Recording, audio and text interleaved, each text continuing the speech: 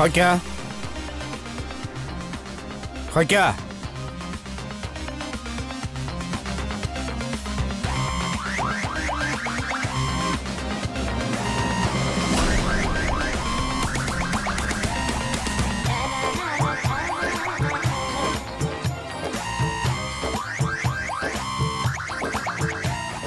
এই